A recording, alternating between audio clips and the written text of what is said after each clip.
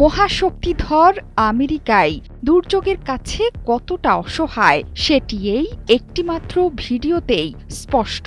ভিডিওটি টেক্সাসের কিংসল্যান্ড এলাকার একটি সড়কের টাইমল্যাপস ফুটেজে দেখা মিলেছে চাঞ্চল্যকর দৃশ্যের। মাত্র কয়েক মিনিটের ব্যবধানে বন্যার পানিতে ডুবে গেছে পুরো এলাকা। মৃতের সংখ্যা বৃদ্ধি পাচ্ছে হু হু করে। এখন পর্যন্ত ৮২ জনের মৃত্যুর খবর দিয়েছে কর্তৃপক্ষ, যাদের মধ্যে ২৮ জনই শিশু। কিন্তু এত বড় দুর্যোগের ক্ষয়ক্ষতি রুখতে যেন কিছুই করতে পারছে না বিশ্বের শীর্ষ ক্ষমতাধর দেশ আমেরিকা। সম্পদ আর ক্ষমতা দিয়েও নিজের দেশের মানুষদের বাঁচাতে পারছেন না মার্কিন প্রেসিডেন্ট ডোনাল্ড ট্রাম্প। এখন কাকে বা কোন অব্যবস্থাপনাকে দুষবেন মার্কিন প্রেসিডেন্ট?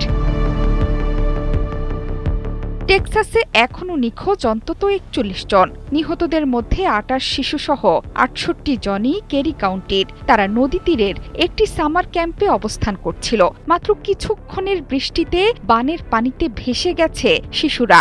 এখনও ১০ শিশু নিখোঁজ। মৃতের সংখ্যা যে আরও বৃদ্ধি পাবে সেটি নিশ্চিত করেছেন কর্মকর্তারা। এই অঞ্চলে আগামী ২৪ থেকে ৪৮ ঘণ্টার মধ্যে আছে ঝড়ের পূর্বাভাসও। সেক্ষেত্রে উদ্ধার তৎপরতা ব্যাহত হওয়ার আশঙ্কা দেখা দিয়েছে। এর মধ্যেই ধ্বংসস্তূপ ও কাদার মধ্যে উদ্ধার কাজ করতে গিয়ে বিষাক্ত সাপের মুখোমুখি হচ্ছেন কর্মীরা।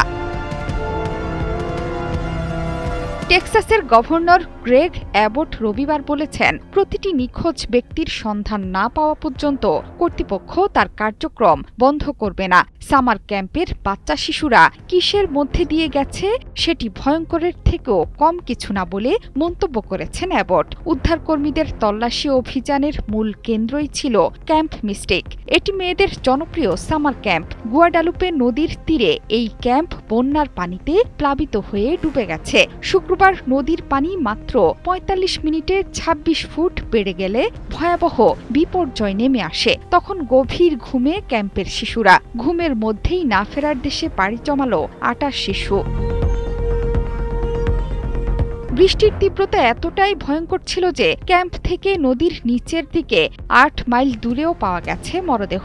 নদীর বিভিন্ন স্থানে শিশুদের পোশাক ছড়িয়ে ছিটিয়ে পড়ে থাকতে দেখা গেছে। তবে এখনও নিশ্চিত হওয়া যায়নি যে শুক্রবার ক্যাম্পে কতজন ছিল, তাদের মধ্যে বানের পানিতে ভেসে গেছে কতজন। কেরি কাউন্টির জন্য বড় একটি বিপর্যয় ঘোষণাপত্রে স্বাক্ষর করেছেন প্রেসিডেন্ট ডোনাল্ড ট্রাম্প।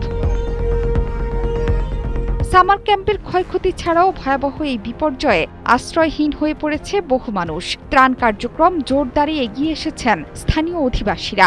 ঘরবাড়ি হারানোদের আশ্রয় দিয়েছেন অনেকেই। এর আগেও ক্যালিফোর্নিয়ার দাবানলে ভয়াবহ বিপর্যয়ের সম্মুখীন হয়েছিল আমেরিকা। তখনও সেই বিপর্যয় মোকাবেলায় অদক্ষতার পরিচয় দিয়েছিল যুক্তরাষ্ট্র। জোহরা চৌধুরী সেতু, ৭১।